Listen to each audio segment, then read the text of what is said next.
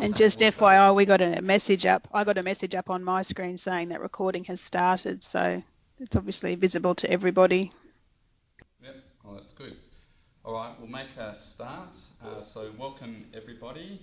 We'll just confirm that online we have Amanda, Chris, Kelly, Marge, Tudor, Sarah, Peter, Hilary. Have I missed anyone online?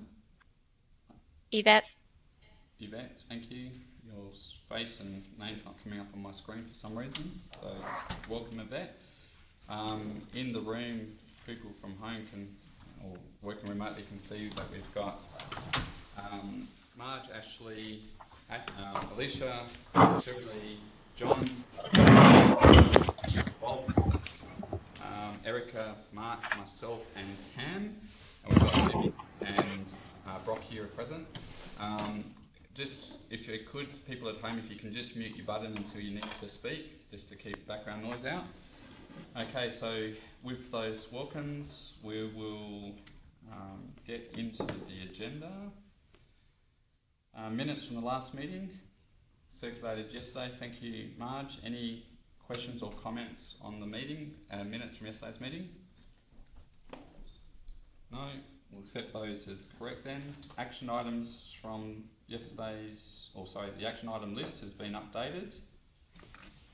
Just jump to that.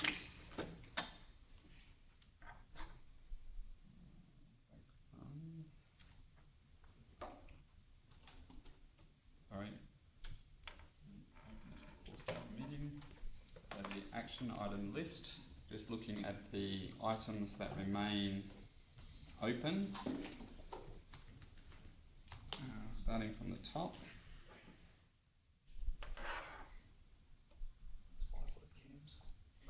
So the pandemic influenza plan, I know that's listed on the agenda today, Sarah, but I'm assuming that that's still got some work to go.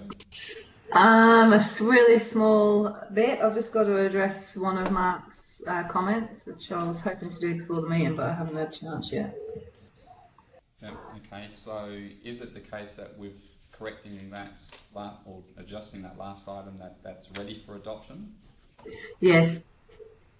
Okay. I'm anticipating that most people haven't looked at it in recent times, so maybe when you've done the last lot of edits, Sarah, if you can distribute that so everyone can have one last look before we adopt it, and we'll aim to adopt it on Monday. Okay, great. The corporate business continuity plan, I know there was some edits being done yesterday. Is that now finalised, or is there still a couple of edits to go? No, we need to really bed down the BIA. Like, there's been quite a few services making changes to their BIA whilst they've been doing their BCPs. So until that is finalised, I cannot finalise the corporate BCP. Yeah. Okay, so has everyone now got to the point where they've updated their BIA so that we've got a reasonably static document, or is there people still working on it? I'll do it by exception. Anyone still working on it, or everyone's haven't looked at it yet? Haven't looked at it? Okay, and not likely to look at it within the next 24 hours? I'm still catching up from being off. Yeah. Okay. Well, it is a working document, so it will be subject to change. So I think if we aim to get a version 1, or whatever the current version number is, tucked away as a milestone, and then we can then do progressive changes to it in due course. So is there anything, I know Yvette, you may have been working on it yesterday. Do you want the balance of today just to make final edits, or you've done whatever edits you were planning to do? In terms of Chris's document, I've sent it through to him for his review. Yeah, Yvette, I think there's a little bit more that we need to do together before we can yes, finalise with Justin. Yeah, okay, all right, so that one's will continue to be in progress. The business continuity plans for each area is obviously in progress. Hopefully all of you saw the email that I sent out last night reiterating the discussion we had at the last meeting. We're not expecting BCPs to be perfect. They are working documents. They will be subject to change. And we are encouraging everyone to at least try to get their plans to a point where they will be a useful starting point for our discussion at the when doing the exercise and scenario planning next week. So that I accept will be this action item will be an ongoing work in progress for some time. Next one is the trial to be conducted regarding VPN login. It's still listed as pending. Is there any further updates, Amanda, or can we close this one off? I think we can pretty much close it off. We are just testing a Windows patch update, which was apparently causing an issue with VPN. Jimmy's done some testing on that overnight, but it doesn't appear to have fixed our current issue with iPhones, so still working on that element. But from a load test trial, etc., I think we can close that off.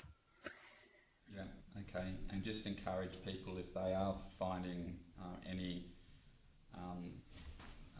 response issues in terms of time, speed and the like, please just let IT know so we can look at that by exception. Going to the next item, which is number 9, the skills register. I know an email came out yesterday from the HR team, people and culture team. Yep, so Kirsten's working through that today based on the responses from the leadership team, Justin, and I've just got an email here from her. She's going to a little bit of a draft process to identify where we've got a number of areas that people have been selected for, to work that through with each of the relevant leaders. Yeah, okay. Absenteeism statistics. Kelly? Yep, that will be done today as well. Tina was unwell yesterday, so we had a bit of a delay, but she'll finalise that today and we'll get that loaded up. Yeah. We've got the item 5, which is providing ongoing IR advice as and when needed. It will be an ongoing item. Is there anything that's cropped up, Kelly, that warrants discussion today? No, Justin, I'll give a bit of a briefing towards the end, just on my chat with the LGAQ HR managers yesterday, but nothing significant. Yeah, okay. Item 8 is the review of the MTOs. So we've sort of touched on that briefly with the BCPs, that people are revisiting the MTOs. We did have a discussion at a previous, one of our early CLT meetings, to agree on what were considered the essential business functions that had an MTO of 7 days or less. I know there's been some additional ones added into that list. What's the suggestion, Sarah, in terms of when we do a final review of those critical services? As soon as possible. I'm just literally waiting to finalise with people. So if everyone's finished doing what they need to do, because there were some changes yesterday which threw the critical activities into a bit of disarray. Anyway, I think we've resolved those. So me and Eva and I will work on that today and try and get that over to you. The critical activity list itself, I don't really think needs approval. What the component is that needs approval is the corporate BCP, but the corporate BCP has the critical functions of 7 days or less documented in there. So as long as they're bedded down, I can finalise the plan, and then the BIA itself can always remain a work in progress. Yeah, we just need to make sure that we keep the stuff that people and culture are doing in terms of the registers around critical skills and stuff aligned. So, but yeah, that's stating the obvious, but just making sure people keep that in mind. Yes, and in due course, I guess at the end of this process, when I have a bit of time, I'll be trying to make sure that that stuff's back on the BIA where relevant. Yep. Okay. Oh, and one other thing, if I may, Justin, I just wanted to clarify that we talked about whether the MTO threshold requires amendment as because this event will be protracted. So my advice to the group on that is I don't think we need to review the MTO. I think what we need to do is we need to be mindful of all of our functions and think about recovery planning for any that have a major impact within 30 days. So you've got your critical business functions within 7 days, and then as time progresses, some of these activities will become not more critical, but because we haven't looked at them for a period of time, you know, someone needs to actually keep an eye on that.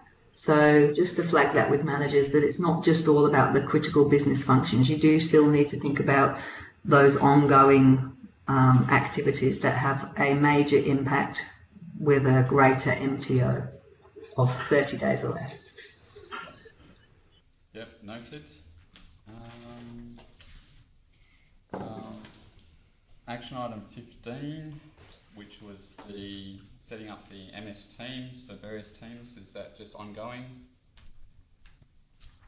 Yep, so the configuration, I believe, has been done for the water and waste team. So we'll now start looking at the projects and road transport team, and then we'll just come up with a plan for the rest of the organisation.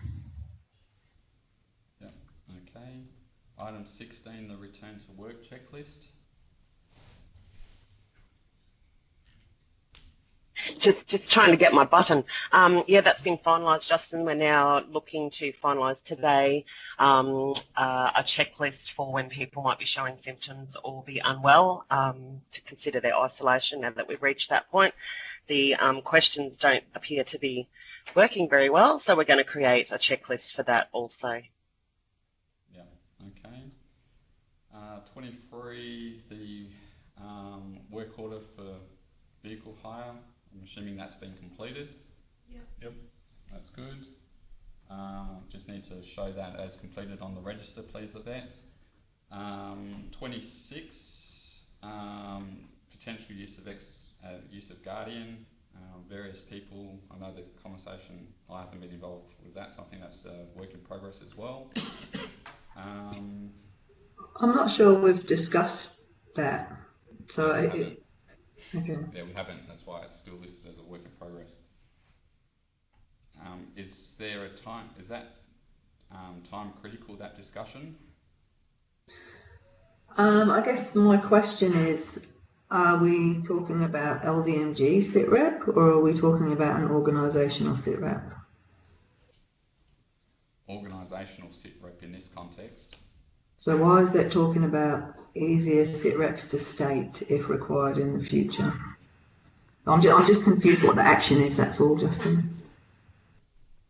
I think the subject came up that we need to have a SITREP for our organisation, which would then be fed to LDMG and would be incorporated in the LDMG SITREP. So if and when the states start requiring SITREPs from various LDMGs, we're going to need to have our organisational SITREP data collated, and I think the suggestion was that that may be easier facilitated if we use Guardian.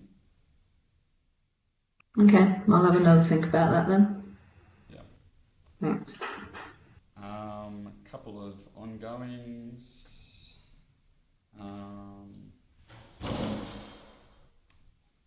Do you need to do any updates regarding customer service, or that's just a work in progress? Okay, and then we've got some items that come up at our last meeting. So council developed an understanding of what is required and how to resource increased cleaning requirements for JCU student accommodation. That's a work in progress, Mark. So that's a separate item for that. On today's agenda, is there? It's on the agenda. Yeah, good. Queensland Health and Police regarding the student accommodation and gatherings. Sarah, has that been actioned? Yeah, it has. Queensland Health were not aware of the student, and police have advised that they are doing enforcement, although mostly it's educational approach. That we just touched on. the potential extended closures of schools. Any updates, Sarah? No, not currently. Yep. And the Atherton High School Parent Information Session, any feedback from that? A few things. They're still not using Zoom. Education Queensland won't give them approval, so all the resources they've made available are either online or offline. They've got concerns about kids with no laptops, access to no laptops and no Wi-Fi. I indicated that our Wi-Fi is the remaining one where we have it for free. So I just want to check that's still the case, Amanda. And Yep. they do have laptops. They're loaning kids that don't have computers, but they're from a grant given by Kevin Rudd's government, so they're not exactly new.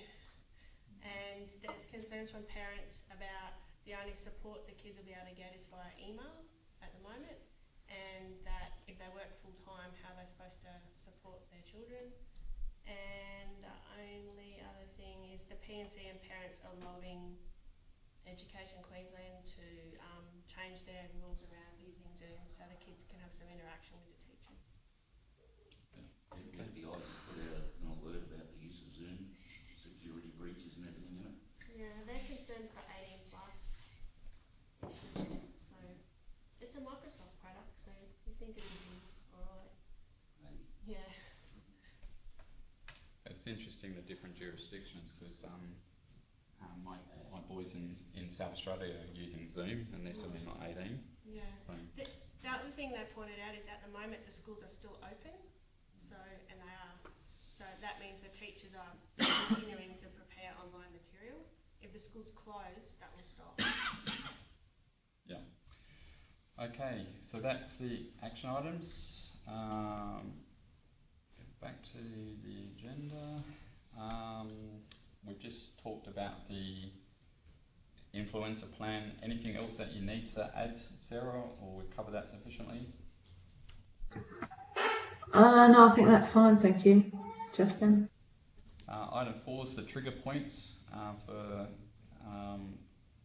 consideration. So there's been some discussion offline. We've got some revised trigger points.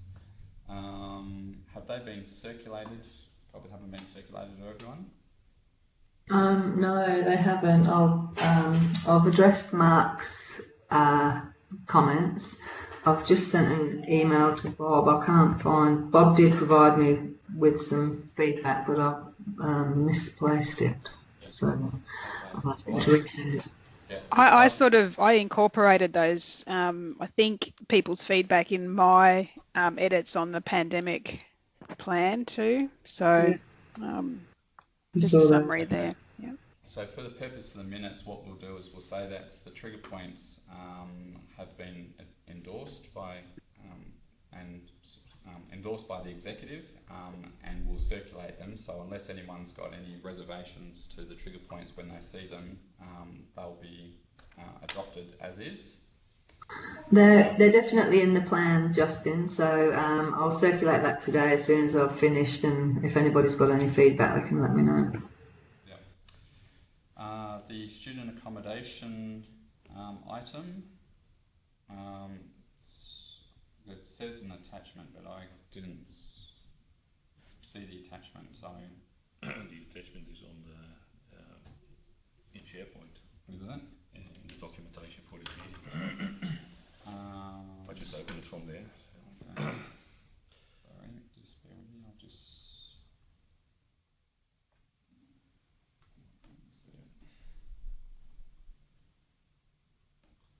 So I'm happy to talk to this unless you want to, Chris, but so basically what it comes down to is that we had an issue at JCU facility which has 3 different blocks.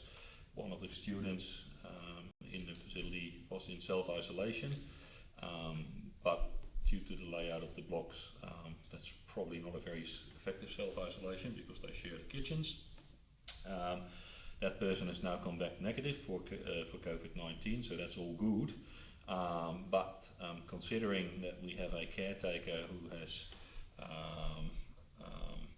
a in the facility who has direct family that are in a high risk class, and she doesn't necessarily want to do her duties in relation to end of term and end of year cleaning.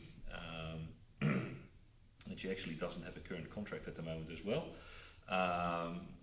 We probably need to sort out cleaning through an external provider. The advice from Michelle that is attached to the agenda does talk about the option of basically ending the relationship with that person, with the caretaker, and moving out of the facility. But I'm not necessarily sure if that's the right time to do that, considering we haven't really pushed the renewal of that contract as well, and specific circumstances. But I'm happy to take advice on that. I'm not suggesting we should be kicking her out of her accommodation, because where does she go? Just on that point too, Mark, if I can just chime in, Yep. I think there might be some other risks associated that with a moratorium on residential arrangements. So it's basically a caretaker arrangement in lieu of accommodation in a residential circumstance. So she doesn't have an alternative accommodation. So I'd suggest that's probably not an option. No, I agree. So we agree. That's good. The other concern is that we've recently agreed with Queensland Health through JCU to allow medical staff from the hospital who have family members or close contacts that are in isolation to utilise one of the blocks at the JCU, at the facility in Kelly Street, to ensure that they don't get potentially contaminated by that family member or person that they're in contact with normally. Considering the fact that our facilities actually doesn't provide a lot of potential for people to be isolated within the facility itself and the type of residents that are in there, there is a higher chance that if somebody gets affected in that facility, that potentially takes out not only the students but also those health workers that are presiding at that facility. And we need to consider the political and obviously community impacts of that. So there are a couple of recommendations made by Michelle and Phil in relation to this specific facility and what we communicate to the people that have requested the access, so Queensland Health and JCU, about the suitability of the facility for the intended purposes and things like that. But also to consider those risks if there's future requests for use of council-owned facilities for likewise purposes. Is that pretty much what the intent of the legal advice was, Phil?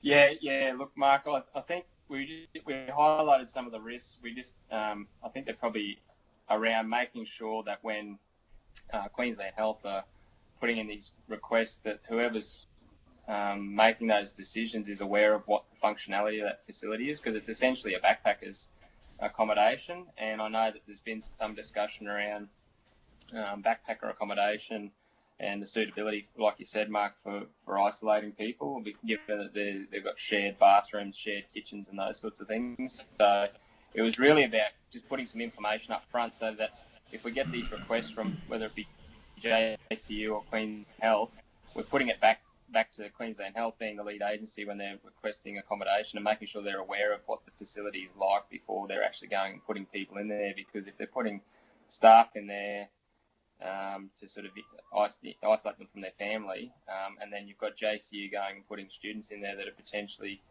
contaminated, then you could have cross-contamination of the health staff from JCU's students who are isolating people there. So it's just so that everyone's aware of what the facility is suitable for, and making sure that we're aware of any political risks, because we don't want to have another like a Ruby Princess scenario where we're sort of aware of what it is and we've failed to sort of communicate to whoever's making these requests.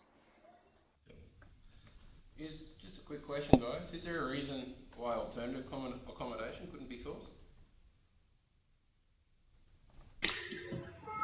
There's no reason, I guess, other than, Queensland Health are paying the bill. And Queensland Health specifically requested that accommodation, so that's the accommodation that was sought.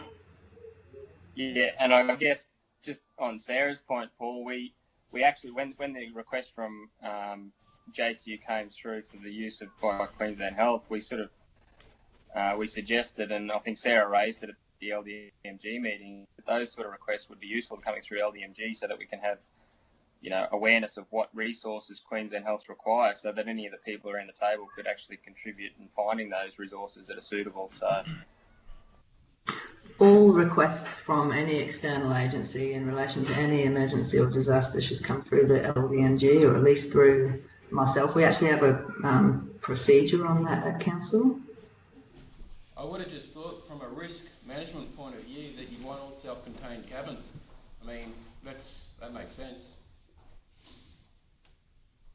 yeah, well, that's where we were coming from, Paul. So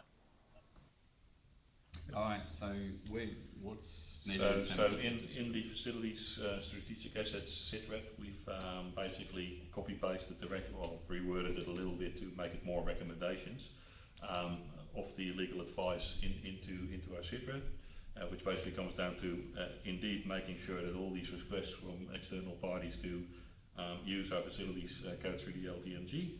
That we advise upfront to those parties that we don't warrant that our properties are suitable for the intended purpose per se.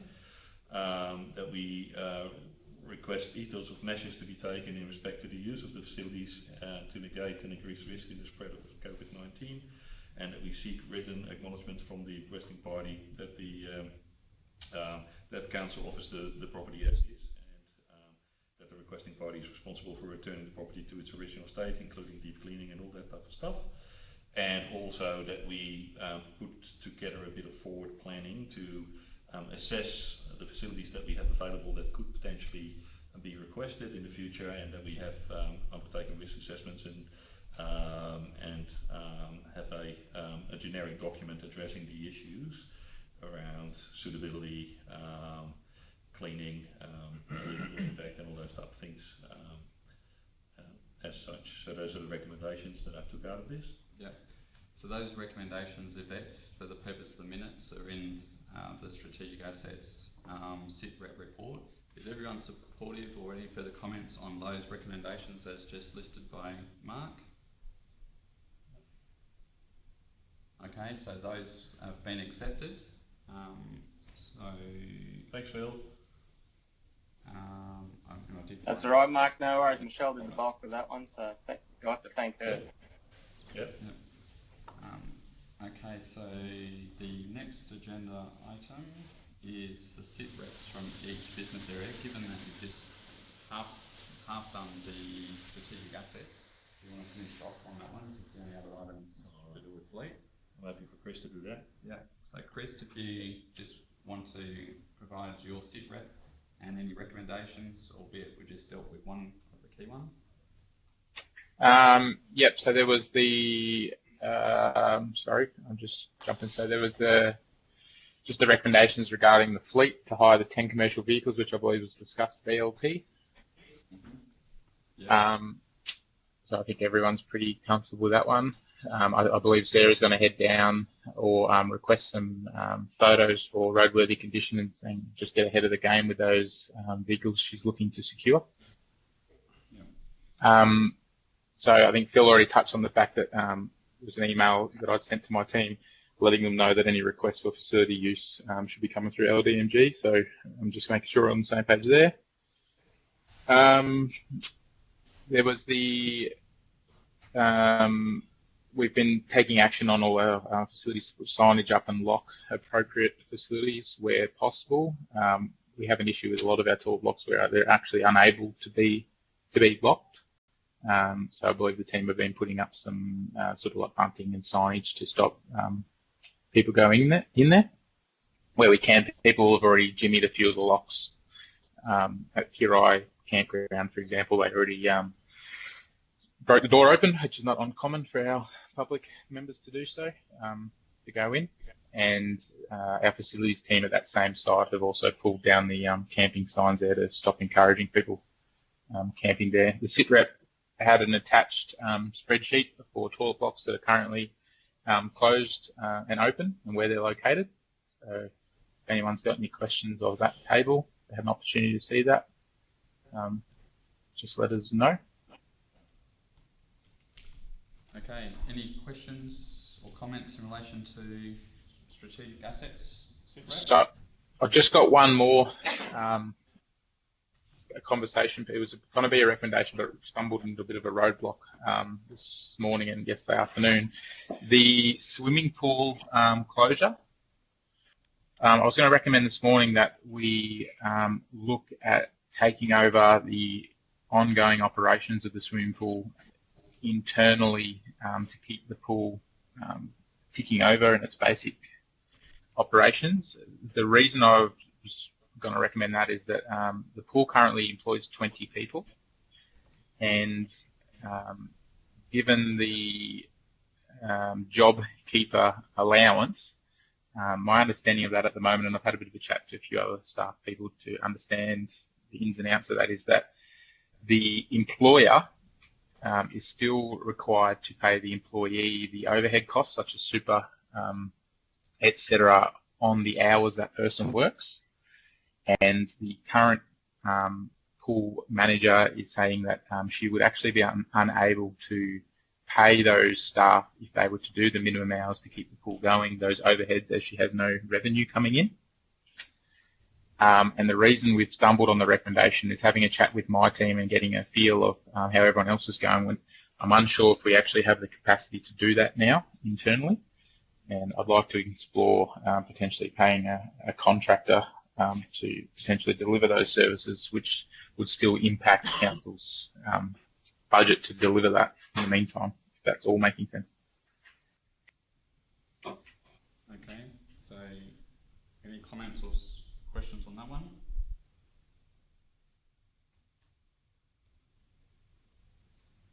So just so sorry if I may. So if we would know that this is going to last for 6 months, that we're not using the pool, we would probably drain it and decommission it. But because we don't necessarily know if it's potentially all back to normal in a month or 2 months' time, we don't necessarily want to waste all that water. So while the pool is still full of water, we need to dose chemicals, we need to run the pumps, we need to clean the walls of the pool and all those type of things. So that's basically sort of the background of that issue. Yep. So I suggest that we have a little bit more of a think about it today, Chris. Maybe we can have a chat about it as well later once you've thought about it a little bit more, and then we take a recommendation to CLT on Monday. We have. Looks like we've sourced a potential contractor who does work for the Progress Association on the Mount Garnet pool. We believe they may have capacity to do it, but again, it's going to be a new expense to council that they need to consider. Okay, all right. So, Bill, did you have anything on the contract? Look, Chris, that's exactly what I was going to say. I'd suggest we probably take that conversation offline. We'll have a look at the contract and just see what possible issues are under the lease agreement. Thanks, mate.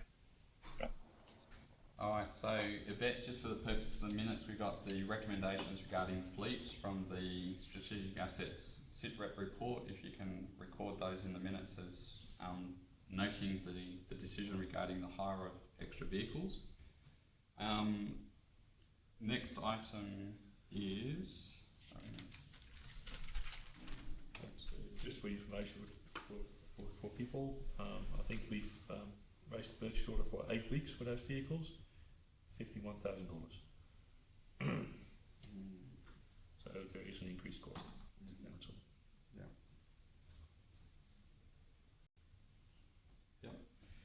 Okay, good segue to finance as the next SITREP.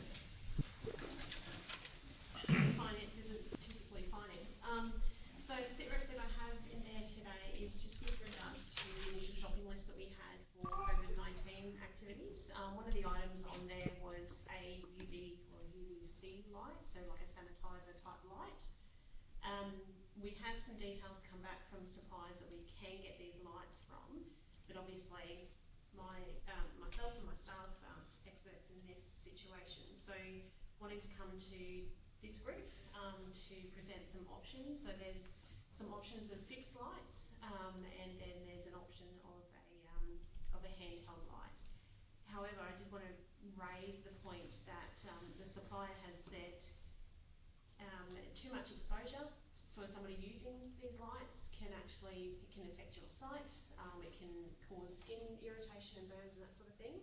So I just wanted to come back to this group to ask, do we want to go down this path of purchasing these things? So we can either have fixed items, given the amount of locations that we have. I'm not so sure that that's something that we do want to do.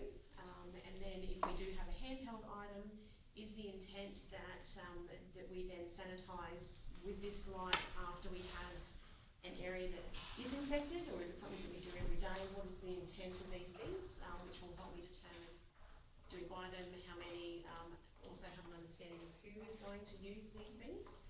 My concern is I don't think we have anybody that really knows how to use these lights, and I'm concerned that we'll buy them and somebody will get hurt, or we buy them and nobody will use them anyway. And potentially have an alternative that if we do have somewhere that does have a known case, that we get professionals in to do that cleaning rather than to have one of those lights by ourselves. But this is an area I have no experience in at all, so I wanted to get the thoughts of CLT before we do something further. Erica, have you had any conversations with Workplace Health and Safety at all? Not as yet, no. Okay, might be, if just a suggestion, touch base with them, they can help out with the risk assessment, but yeah, I probably would lean towards getting the professional cleaners rather than that. I'm in support of what Erica's saying too around that. I think the initial shopping list that Paul provided was probably maybe a best case scenario, and I think it was always good to work back from, but I think everything you've raised there, Erica, is valid. I agree. I'd just like to say that there is, I believe, a service provider in Townsville that provides UV light cleaning services to sanitise workstations, etc. So should we be looking at that on a regular basis, or are we looking at that after we have a known case and we want to then do a sanitisation process? After we have a known case. There's nothing suggesting this sort of treatment as standard practice at all. Yeah, I think we wait to see most of our facilities. Sorry, Ash. Most of our facilities can be isolated anyway if we do have a case, and then we can deal with that at that point. Yeah, perfect. Thank you.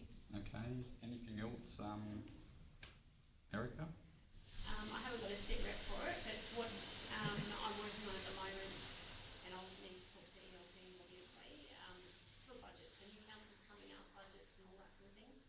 Who knows what our budget expectations or requirements are going to be over the next 6 months.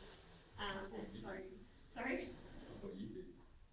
I'm going to guess. So that's what I wanted to say is at the moment we have a couple of different versions. So we have the already adopted in our 10-year plan, our 2021 budget. So we've got that version. We've got a surplus version that we've come up with. Then we have the versions that you've all worked on and that we've continued to work on. So that one is currently sitting at under a $2 million deficit.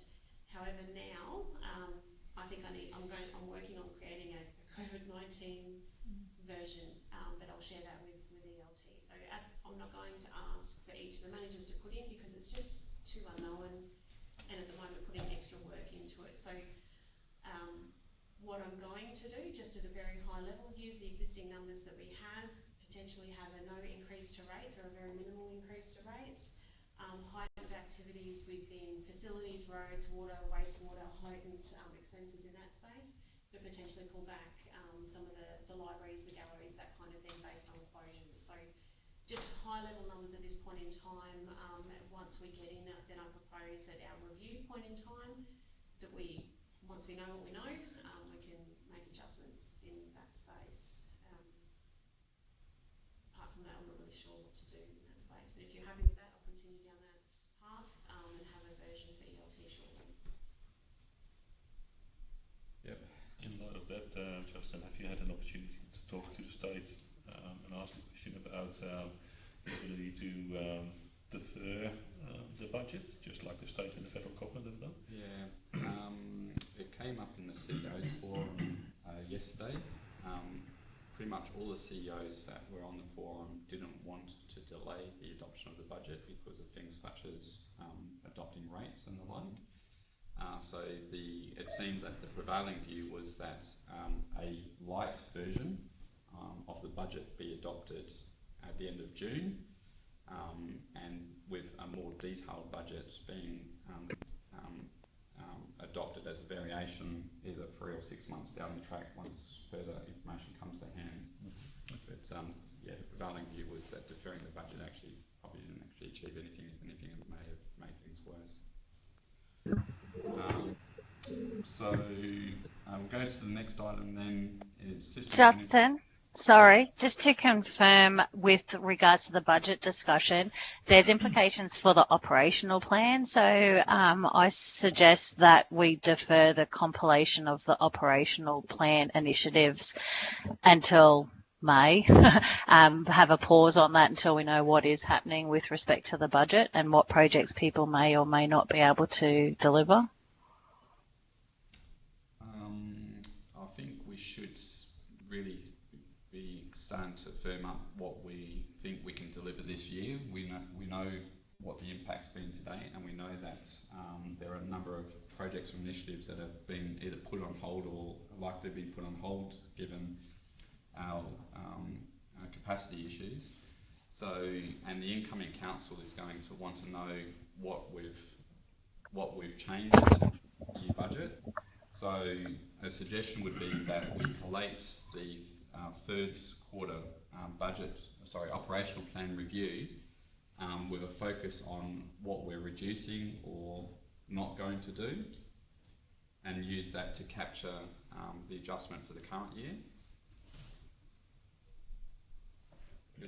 So my understanding was of an ELT discussion that we were proposing to have an ELT meeting in the 3rd week of April, I think, to work through required changes for the operational plan and capital works budget. We probably need to have a BLT before that, just to ensure that we clearly communicate realistic expectations, because obviously the world has changed. So that was the proposal, yeah, to do that. Yeah. So agree, that has been sent out to all managers to update for the Q3 reporting. However, my comment is regarding the operational plan for next financial year, and just mindful of everyone's workload at the moment, my suggestion is we delay the compilation of the operational plan by a month, just so everyone can get on their feet, because I don't think people have capacity at the moment yet to focus on next year. They're still focused on business at hand for right now. The challenge will be that one of the first discussions with the incoming council will be the budget, and associated with that will be the services and projects that we've got slated for next year. So the question is, how soon can we revisit what we were planning to do next year in light of the changed circumstances that we now are faced with? So potentially the operational plan could, we're trying to stick to business as usual as much as we possibly can, and we know some of the changes now. We could note those and continue on, and the same other principle that we review throughout the year as we do our quarterly reviews of the operational plan as well as budget, and make adjustments in that space. We keep it high level. There's certain things, so the things that I have in the operational plan are around financial year end, that sort of thing. For me, all those things will continue. The auditors are still on to me. No dates or anything has changed in that sort of space. If we keep it light on, everybody's going to have that provision that we don't know what we don't know at this point in time. We just move on as best as we can. It is a legislative requirement to have that document with the budget component as well. I mean, I'm sure we're not going to get pinged if we don't. But it'll be nice to see what other councils are doing in that space as well, just to make sure that probably prefer a lighter on report if people are able to do that. So can I maybe take one step back? What has been prepared, if anything, to date in terms of an operational plan for next financial year? There is a spreadsheet operational initiatives where some members have indicated their initiatives for the coming financial year and following. We were looking at a 3-year list of initiatives, so we could then as a group prioritise which ones had impact on other work groups. So I can reshare the links to that document as well as the Q3 report as part of the meetings from this minute for people to, and if you want to agree on a time frame for those to be updated. Yep. All right. So just to be clear up front that we're expecting a very different year next year to what we started this financial year. I certainly want people to take a realistic lens to what we put into the budget and the operational plan and capital works program for next year. So we know that it's not business as usual in some or in many regards. So we need to pull back on what we were planning to otherwise do next year.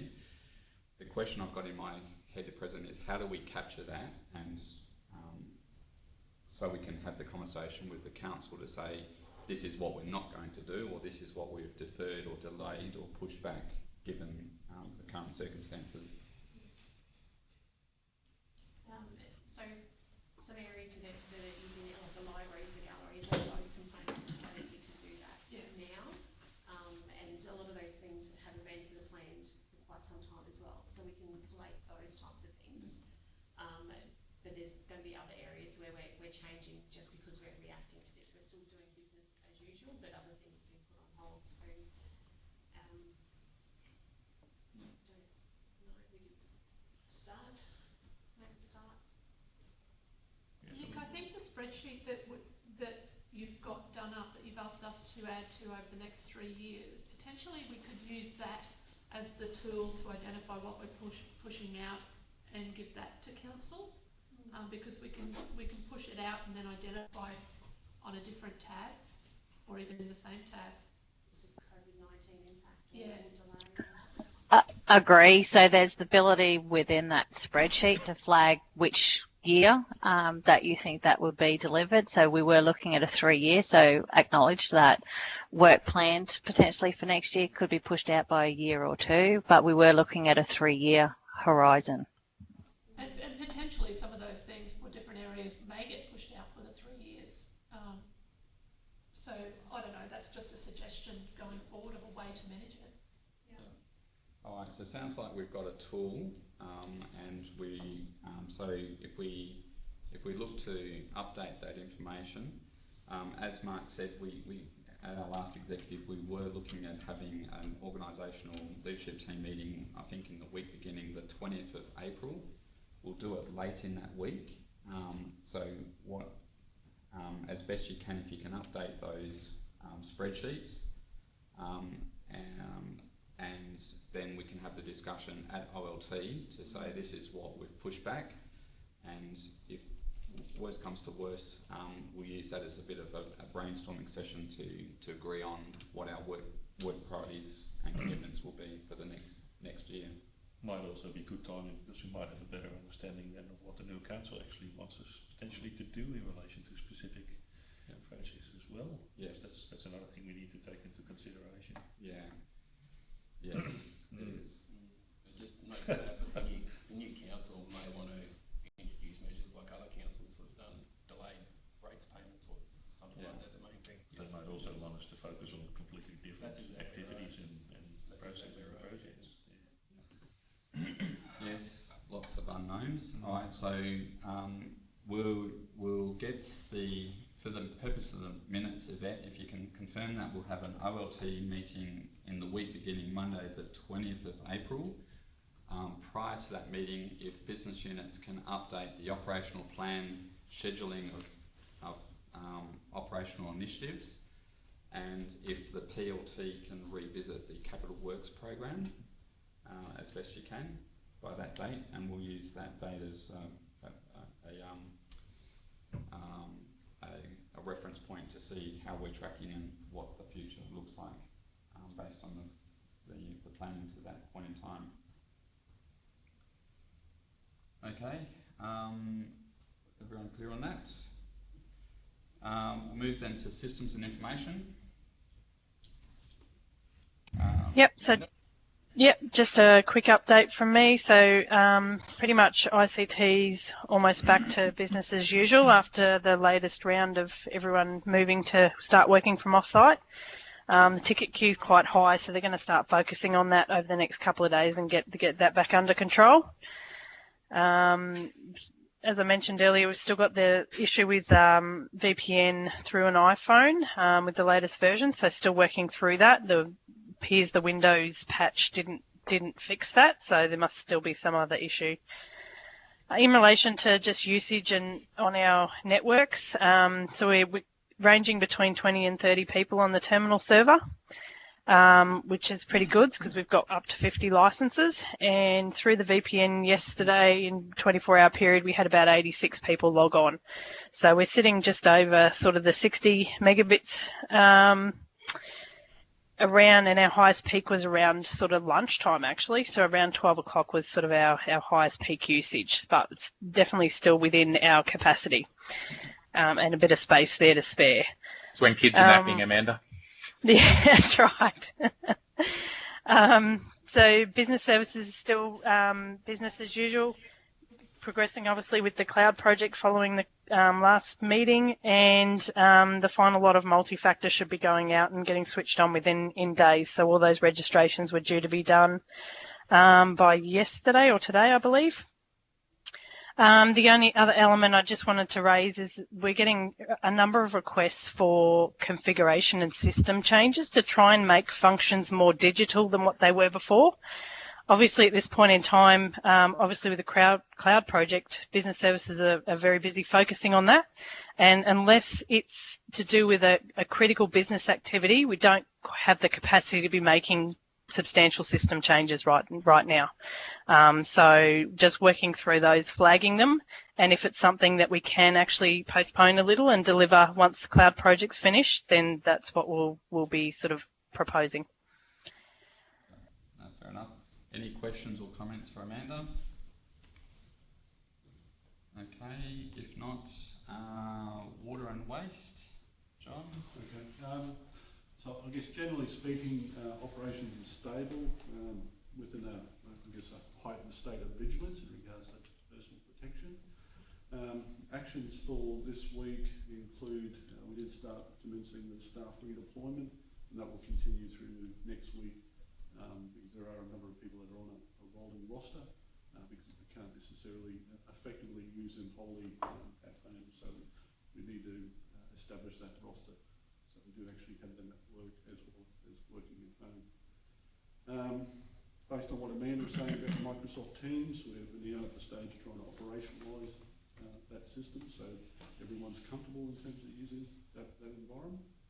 The vehicle allocations, the deployment of that is almost complete to achieve that 1-to-1 ratio with staff, operational field staff. A large body of work this week for us was the detailed essential skills assessment for every position within reticulation, treatment and waste. That will help us match that up against the staff information register that we were looking to see come through at the end of this week, which occurred. We also undertook individual and team skills assessments to assist with the absenteeism planning and triggers.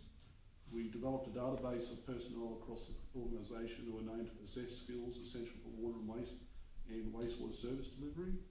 Absenteeism triggers were analysed against the BIA for each function. We also identified potential opportunities for external personnel that we're aware of in the market that will also assist with mitigation absenteeism. And that's on the basis of there being particular skill sets in water and waste that we're likely not to see in other parts of council. And we saw a need to actually identify people that we're aware of that were still locally in the region. Very good. Our focus next week, we'll be looking to finalise the BCP, incorporate the absenteeism analysis in the BIA, and continue our absenteeism analysis for our worst case scenario, which we're deeming to be, if we get to the point that I have to deploy all staff from home base, how's that going to play out? Very good. Sounds like a power of work there, John. So you and your team are doing good work, so keep that going. Any questions for John? Okay. That was the last of the SID reps that come through in written form. We'll just do urgent decisions, and then I might just do around the table if there's any other key updates from different business units. Ashley's got a SID rep there as well. Has he? Sorry, my apologies. Yeah, just quickly look, it's fairly straightforward. Have a read. I guess the major things we want to note, again, the vehicle allocation issue, and a huge thank you to Sarah and the team involved in trying to sort out that little game of Tetris in trying to get the right vehicles with the right people, so very much appreciate that effort on their behalf. Certainly the crews themselves are undertaking to stagger their operations so that they are moving through depot environments at different times. That seems to be working well, so at this point in time business as usual is continuing quite well. Thank you to HR. We did have one situation where we had a staff member present this week with flu-like symptoms, and we've had to address that, so we're still waiting on some testing outcomes and working through the process about staff that have been in contact with that individual, but trying to mitigate that. So thank you to HR for their assistance and support for the coordinator involved in all of that. And also thank you to stores for sourcing a lot more sanitisation type stuff that's been distributed to crews. That very much helps with the outdoor crews. So that's probably the majority of stuff for the outdoor workforce. Again, you're welcome to read through the SIT rep, and in relation more in the projects and technical services group, outside of that, the majority of staff have been transitioned across to a working from home or working remotely type environment. That seems to be working successfully, so thank you for IT for their support with staff in getting them up and running. Most of the advice I've had back in Amanda is that the VPN scenario isn't too much of an impost. I was on it yesterday, had a few go slow moments, but I just contacted people that were basically based within council facilities and got the information a different way, and it seemed to work okay. There were easy workarounds, so all good from that end. But again, just our focus is really on maintaining business as usual while being able to allow staff to remain, keep their social distancing. Yeah. Any questions for Ashley? Sarah here. I just wanted to ask about the staff member. So that person presented was sent home, and have they then gone on to their GP and going to be tested, or? Yes, that's correct, Sarah. They're being tested. I don't have results yet, but they are being tested so that we can confirm that. And then some of the staff that they've been in contact with have also gone into isolation until we find the outcome of that testing. So that Queensland Health did official tracing, contact tracing? I don't know if we've done the official stuff. We've just basically taken the staff. We had conversation with the individuals involved, and HR gave us some advice that we should isolate those people that have been contacted until we've got the outcome of that test. So I don't know if we've done the official Queensland Government process, but we've certainly taken staff offline to isolate them until we know what the outcome of that test is, and fingers crossed it's negative, and then we can just bring everyone back online. Thank you. Thanks for that, Ashley. Don't they only do contact tracing when it's actually a confirmed case? Yeah, that's what I was trying to ascertain, essentially. Yeah, I think that would be triggered by the GP rather than by us as the employer.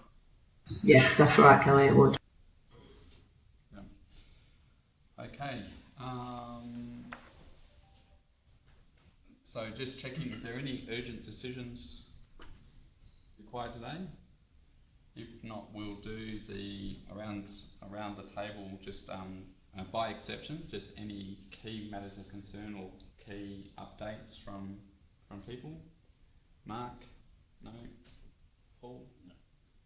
Erica? Just a couple of reminders. So the work orders, the COVID-19 work orders, are for things that are over and above, not your everyday costs.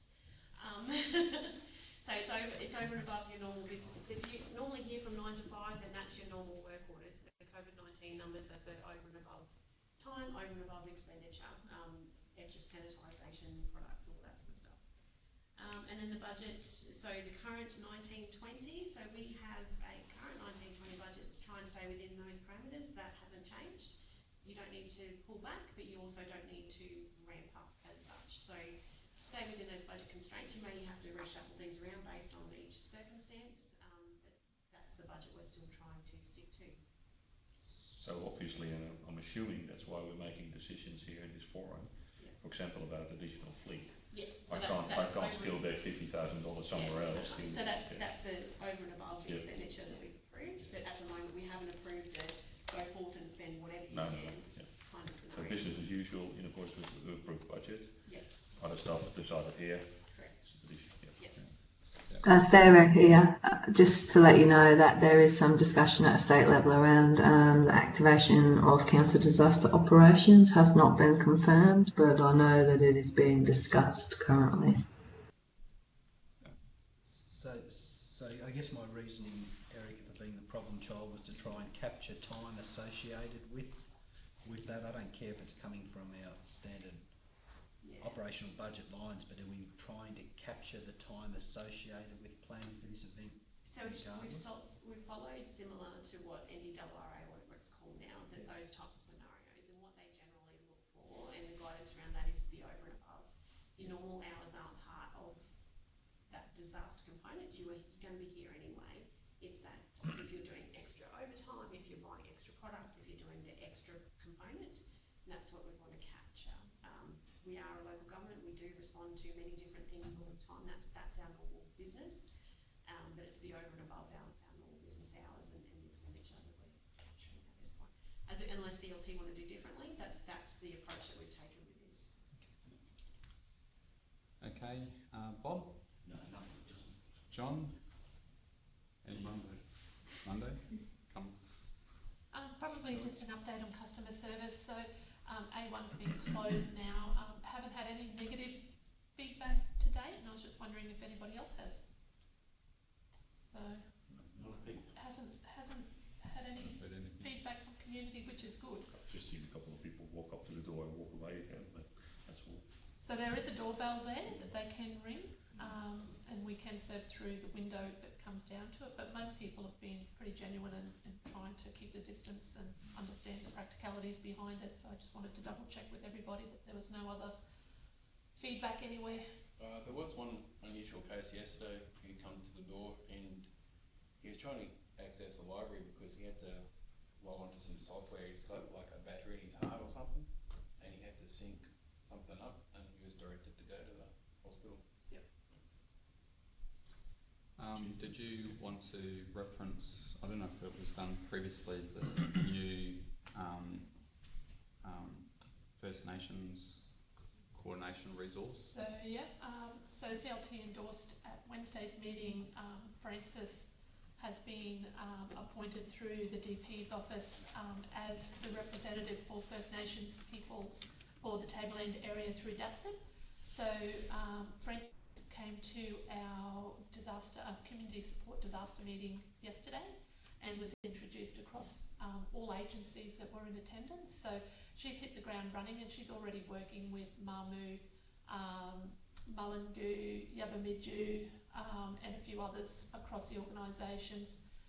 So that's a really good resource for council, and she'll be attending our subgroup meetings on a regular basis and providing us feedback across our Indigenous community, so we'll have a better understanding on the ground what's actually happening.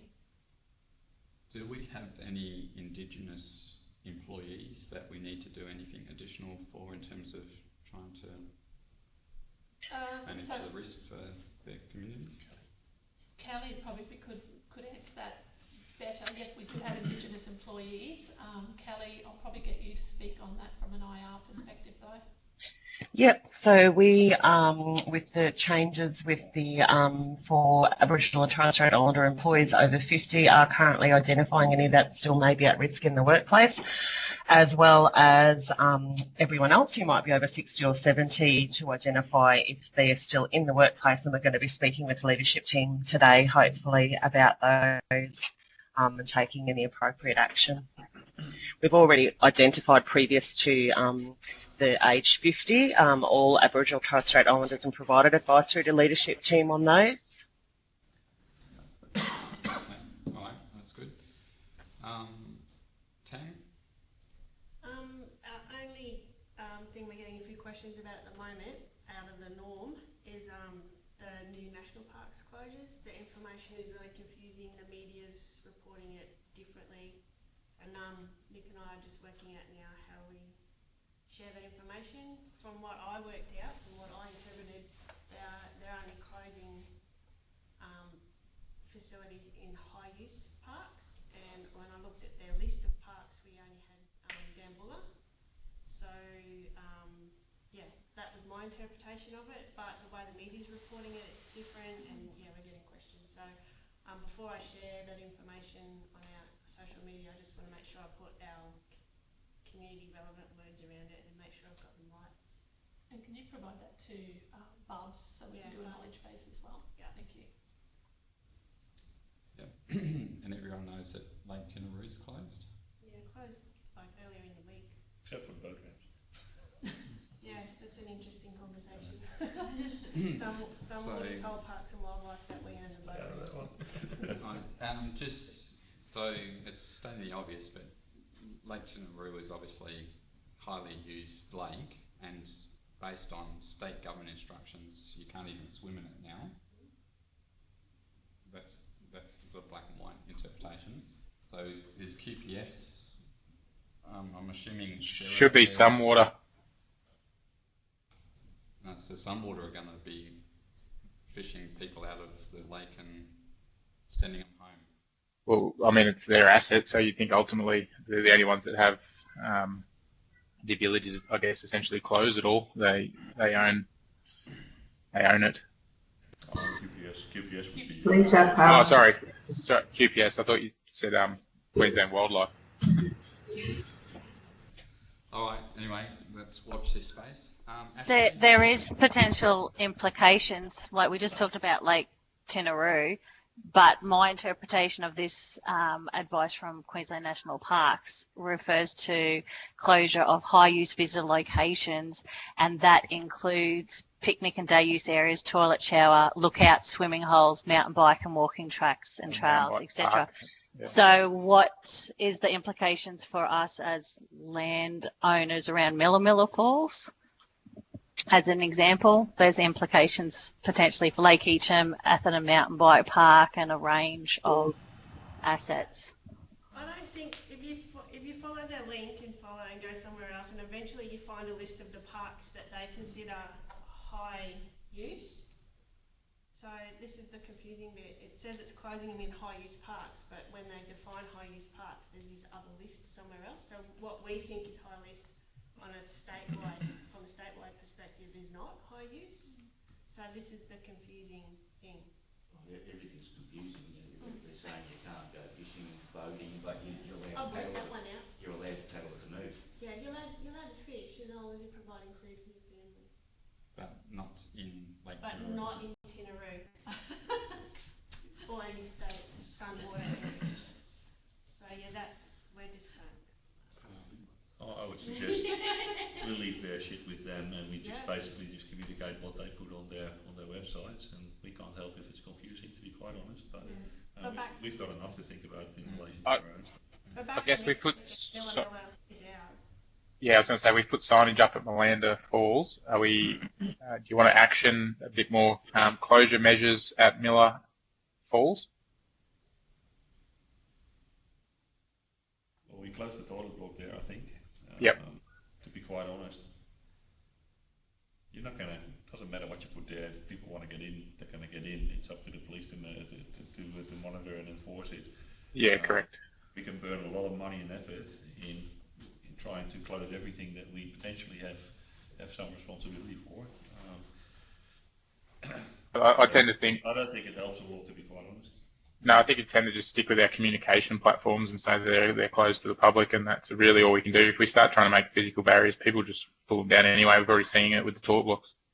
It's the same as what Sunwater has done for Lake Tinaroo. They basically put it on the website to say all Sunwater managed lakes are closed, all the recreational areas. Yeah.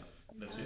Yeah, we just shared it. Yeah. Agree. I think we should just minute that's our approach, to share existing information and not put up barricades and that, because there is feedback coming through around why aren't you barricading, etc. But if we just minute here's our approach because of X, Y, Z, then we've got ourselves covered. Yeah, it's just those sites aren't practically lend themselves to really barricading. I asking us to barricade picnic tables in the main street and all the parks as well. We can't do that. Like to sit down on the picnic table. I think what we're doing is quite reasonable in the circumstances. What we also need to do, if we receive advice from QPS that there is a problem area and they want us to put barricades or whatever, we should act on that. But apart from that, I'm quite happy. Most people appear to be doing the right thing, anyway. So at the end of the day, it's around, even the police are not enforcing unless they absolutely have to. This is around education and trying to bring the community on a journey with us.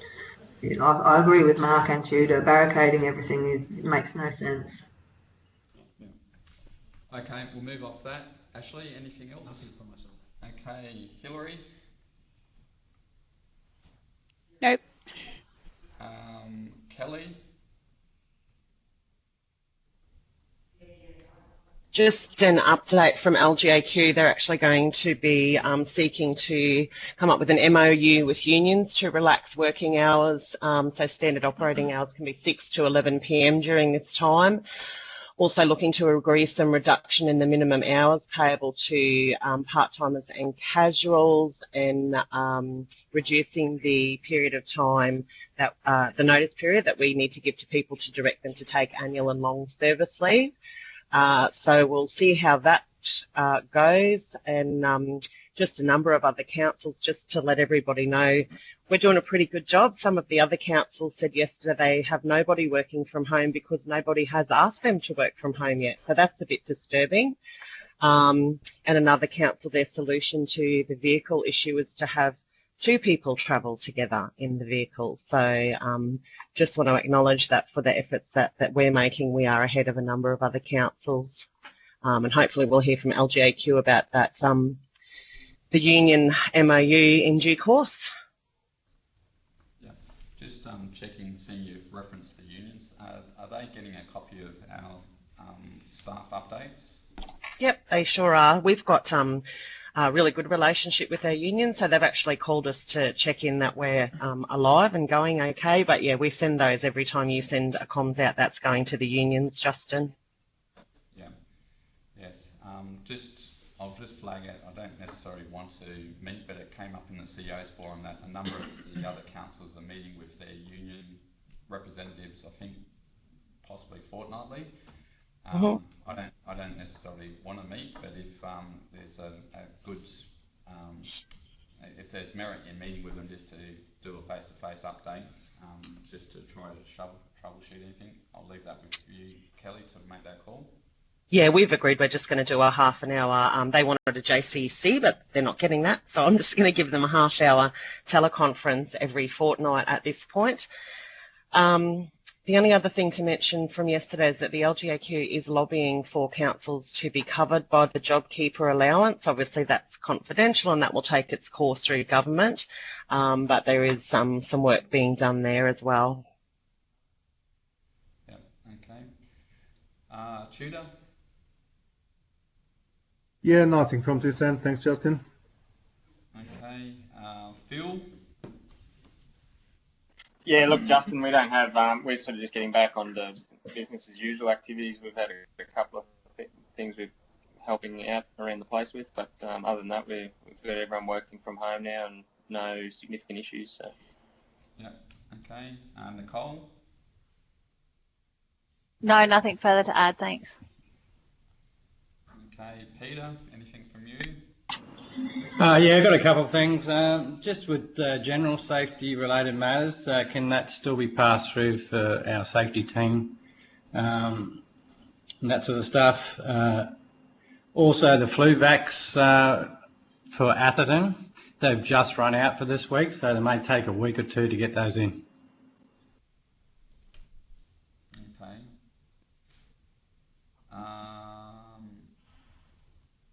Sarah, anything else from you? No, mainly just mentioning on the flu thing that Peter just talked about. Queensland Health did come to me looking to do a flu vaccination clinic more widely within the community, for example, at Maryland Hall.